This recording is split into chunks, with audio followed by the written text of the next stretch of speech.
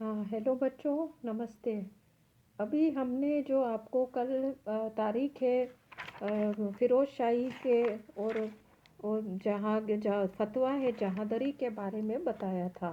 अब हम आगे का जो ग्रंथ है वो पढ़ेंगे, जिस ग्रंथ का नाम है फतुवतुस सलातीन।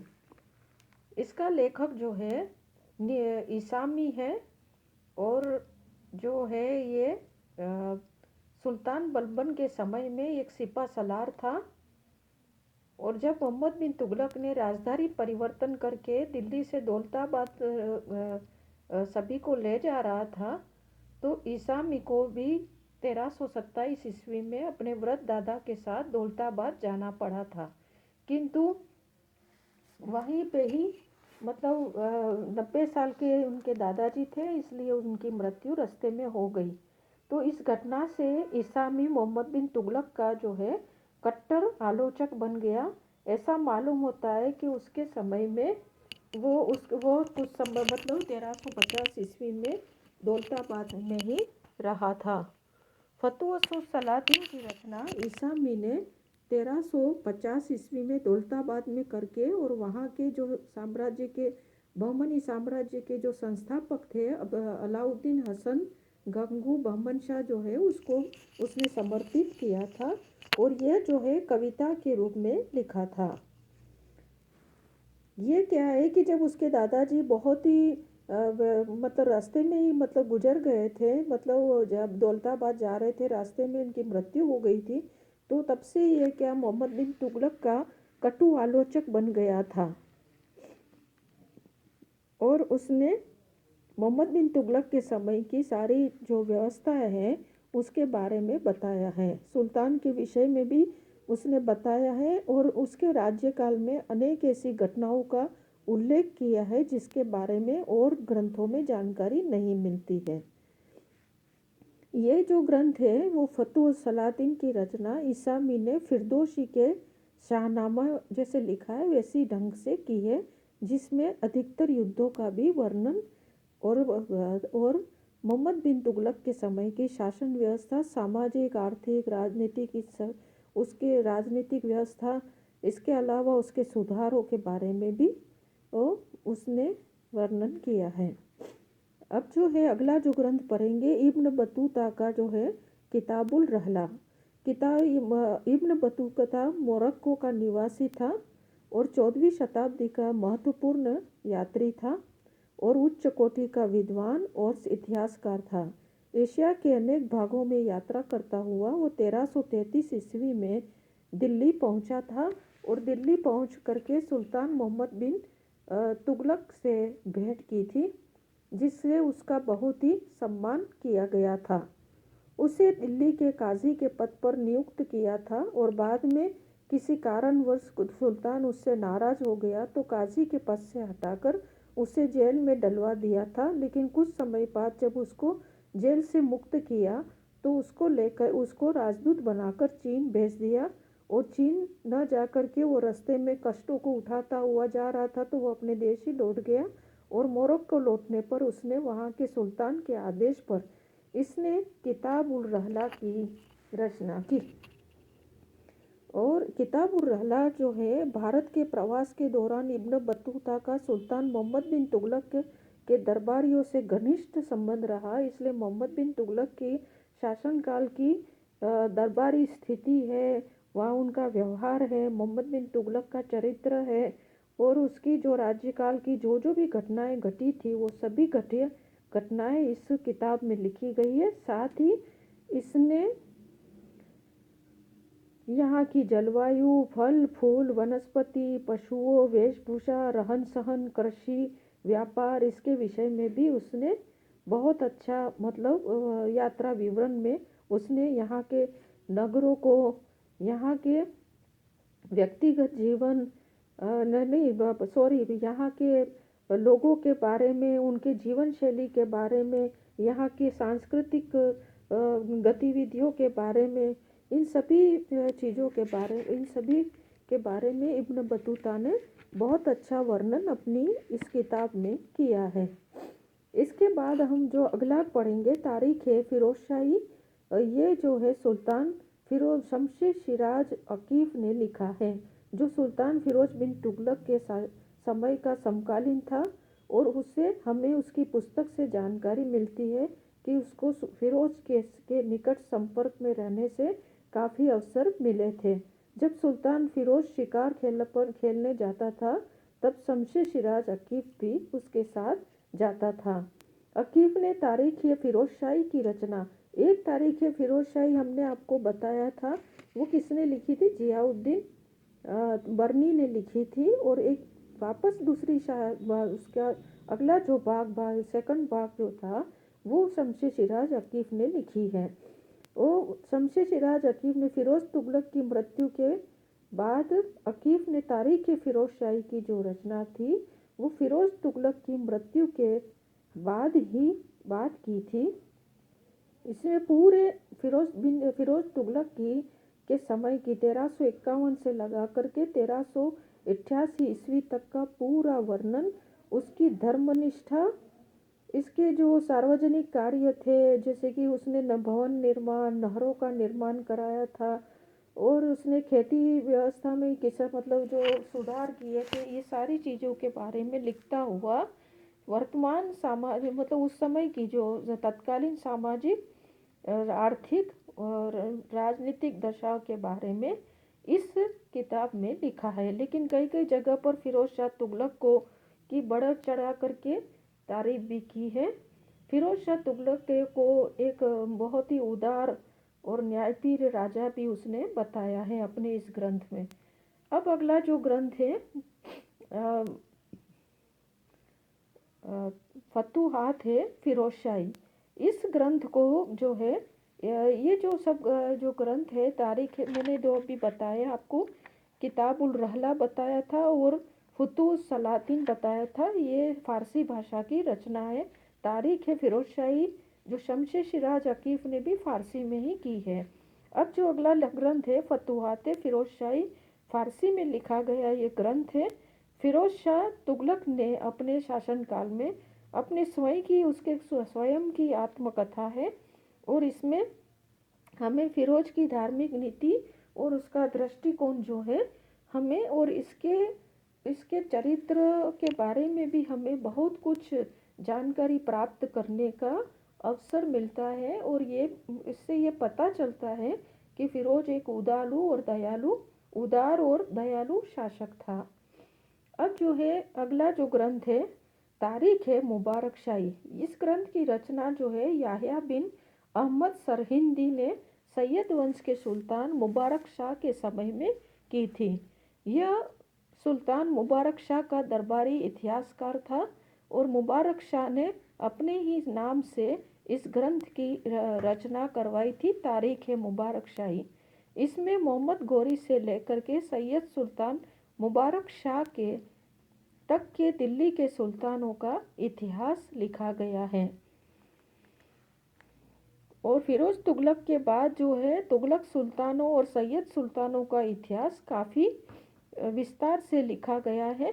और याह्या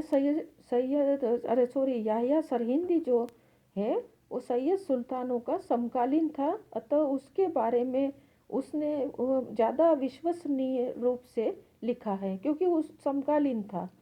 अब आगे जो आपको लिख बताएंगे तारीख है खाने जहानी या मखजानी अफगानी। ये मतलब इसको लिखा है ख्वाजा नियामतुल्ला ने ये ग्रंथ मुगल सम्राटों का आ गया। सॉरी, मैं आपसे माफ़ी चाहती हूँ।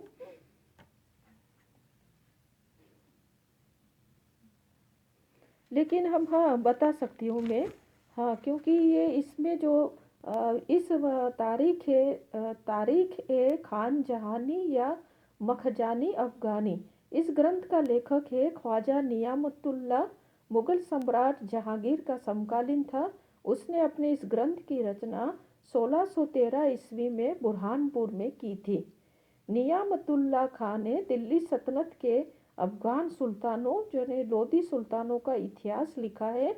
और यद्यपि नियामतुल्ला लोधी सुल्तानों का समकालीन नहीं था, फिर भी लोधी सुल्तानों के बारे में वृत्तांत बहुत ही अच्छा लिखा है, तो ये बहुत महत्वपूर्ण ग्रंथ है। अगला जो ग्रंथ है तारीख है दाऊदी। इसकी रचना अब्दुल्ला द्वारा मुगल सम्राट जहांगीर के शासनकाल में की गई थी। इस ग्रंथ में अब्दुल्ला ने दिल्ली सल्तनत के लोधी सुल्तानों का इतिहास लिखा है। जो जो भी लिखा है वो मौखिक जानकारी के आधार पर लिखा है, लेकिन यह हमारे लिए महत्वपूर्ण सूचना देने वाला ग्रंथ है। ठीक है। अच्छा, अब जो हम सेकंड भाग जो उसका पढ़ेंगे, मुगल कालीन ऐतिहासिक स्रोत। मुगल कालीन ऐतिहासिक स्रोत में हम सबसे पहले हम पढ़ेंगे तुजू के बाबरी। तुजू के बाबरी जो है वो हम पढ़ेंगे। ये जो ग्रंथ है तुर्की भाषा में लिखा है। अब तक हमने जो जितने भी ग्रंथ पढ़े वो सब फारसी में है। उसके पहले भी जो चचनामा वगैरह जो लिखा है, किताबुल हिंद है, तारीख मासूमी है, ये जो है अरबी भाषा के हैं। तो अभी हम जो पढ़ेंगे तुजू के बाबरी जो है तुर्की भाषा में लिखा गया है, जो मुगल सम्राट बाबर ने लिखा है। क्योंकि उसकी मातृभाषा जो है तुर्की थी, इसलिए तुर्की में ही इसे लिखा गया है। इस ग्रंथ में मतलब बहुत ही ऐतिहासिक दृष्टि से एक बहुत महत्वपूर्ण ग्रंथ है। इसमें न केवल हमें बाबर के जीवन और उसकी कार्यशैली का पता चलता है, बल्कि तत्कालीन भारत की राजनीतिक, सामाजिक, आर्थिक, भौगोलिक दशा, सांस्कृतिक दशा, यहाँ के लोगों का जीवन शैली, इन सब के बारे में पता चलता है। बाबर यहाँ की ज्योग्राफिकल जो जलवायु के बारे में भी बहुत अच्छा वर्णन करता है, और यहाँ की नदियाँ, तालाब, पहाड़ियाँ, इन सबको मतलब इतना अच्छा वर्णन करता है कि जिससे हमें ये पता चलता है कि भारत जो है बहुत ही खूबसूरत देश है। इस तरह से बाबर के ने इस ग्रंथ में अपने फरगना के शासक बनने से के बाद जो भी उसे जो जो कष्टों का सामना करना पड़ा था, ये सारे कष्ट अपने उसने, क्योंकि बाबर का जीवन बड़ा संघर्षमय रहा है। 11 साल की उम्र में वो सिंहासन पर बैठा है, लेकिन वहाँ के लोगों ने बहुत ही उसको सिंहासन पर बैठने नहीं दे रहे, मतलब शासक के रूप में स्वीकार नहीं कर रहे थे। इसलिए उसे बहुत कठिनाइयों का सामना करना पड़ा है, और किस तरह से उसने हिम्मत नहीं हारी, मुसीबतों का वो बड़ा धैर्य के साथ मुकाबला किया, ये सारी चीज़ें इसने लिखी है अपने इस ग्रंथ में। उसने व्यक्तित्व के इसके अलावा यहाँ हिंदुस्तान के भी लोगों के बारे में लिखा है, राजनीतिक और प्रशासनिक व्यवस्था के बारे में, यहाँ की सैन्य व्यवस्था के बारे में लिखा है, और यहाँ के आर्थिक दृष्टि से भारत को इतना विस्तृत, इतना मतलब सुदृढ़ बताया है। और वो कहता है कि यहाँ सोने और चांदी के भंडार है, और जो यहाँ कारीगर जितने काम करने को तत्पर रहते हैं, और जिस तरह से हमें मिलते हैं ऐसे कारीगर हमें और कहीं जगह पर नहीं मिलते हैं। इस तरह से हमें जो है ये ग्रंथ जो है हमें बहुत ही महत्वपूर्ण सूचना देता है। अब जो हम अगला जो ग्रंथ पढ़ेंगे हुमायूं नामा, जो गुलबदन बेगम जो है बाबर की पुत्री और हुमायूं की सौतेली बहन थी। तो उस और मिर्ज़ा हिंदाल जो था बाबर का, सॉरी, बाबर का ही पुत्र था मिर्ज़ा हिंदाल, तो वो उसकी सगी बहन थी। तो इसकी ग्रंथ ये 1530 ईस्वी में बाबर की मृत्यु के समय ये 8 वर्ष की थी, और 1540 ईस्वी तक वो हुमायूं के पास रही थी। और उसका विवाह जो है खिज्र ख्वाजा नामक एक प्रसिद्ध मुगल सरदार से हुआ था, और उसे हुमायूं के समय में जो है उसके पति को अमीरुल उमरा की उपाधि मिली थी। हुमायूं की मृत्यु के बाद वो अकबर के शासनकाल में गुलबदन बेगम को बड़ा सम्मान प्राप्त था, और उसकी मृत्यु है 1603 ईस्वी में हुई है।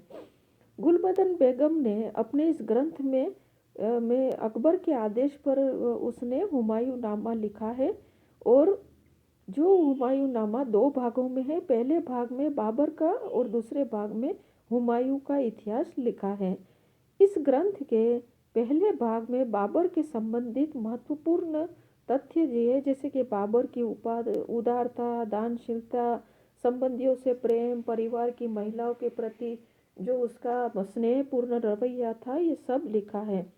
और जो है गुलबदन बेगम जो है 1529 में काबुल से आगरा आई, तो इसी बीच हरम की घटनाएं, हुमायूं की बीमारी, बाबर की मृत्यु आदि का भी इसमें रोचक वर्णन किया है। और कहती है कि मेरे पिता की मृत्यु जो हुई है वो इब्राहिम लोदी की माँ के द्वारा जो विष दिया गया था उससे हुई है। तो इससे हमें जो है एक तरह से बाबर की व्यक्तिगत जीवन चरित्र का और उसकी मृत्यु के बारे में जो स्रोत उसने महत्वपूर्ण स्रोत है, ये जो ग्रंथ है वो। इसमें मिर्ज़ा हिंदाल जो उसका सगा भाई था उसकी मृत्यु के बारे में भी लिखा है। और जब ये लेकिन थोड़ा सा इसमें पक्षपात किया है, क्योंकि वो उसका सगा भाई था, इसलिए हो सकता है कि हो सकता ही नहीं, होता है कि अपने अपन सगे भाई का इतनी जल्दी बुराई नहीं करते, तो इसे लिखा गया है इसी तरह से। अब जो है अगला जो ग्रंथ है तज़किरातुल वाक़िया। तज़किरातुल वाक़िया इस ग्रंथ की रचना जो है जौहर के द्वारा की गई है। और जौहर जो है हुमायूं का निजी सहायक था। और इस ग्रंथ की रचना अबुल फजल द्वारा रचित अकबरनामा के लिए सहायक ग्रंथ के रूप में की गई है। तो ये जो ग्रंथ है जौहर जो है हुमायूं की सेवा में 1534 ईस्वी के लगभग आया था, और उसकी मृत्यु के समय भी वह उसके साथ ही रहा था। उसने अपनी पुस्तक हुमायूं के सिंहासन से रूढ़ हुआ तब से लेकर के मृत्यु तक का इतिहास लिखा है। इसमें हुमायूं के जीवन काल की, शासन काल की महत्वपूर्ण घटनाओं, जैसे हुमायूं के शेरशाह तथा गुजरात तथा मालवा के शासक बहादुर शाह के संबंधों के बारे में, हुमायूं के द्वारा भारत में लड़े गए युद्धों के बारे में, हुमायूं का जो सिंध पलायन किया उसने वो उसके बारे में, अकबर का जन्म, हुमायूं का सिंध से काबुल और कंधार की तरफ प्रस्थान, इन सब के बारे में। और हुमायूं के जो दूसरे जो भाई थे कामरान, हिंदाल और अस्करी, जो जिसने उस मतलब उनके चरित्र चित्रण भी इसमें किया गया है, तो उनके बारे में भी हमें महत्वपूर्ण सूचनाएं मिलती है।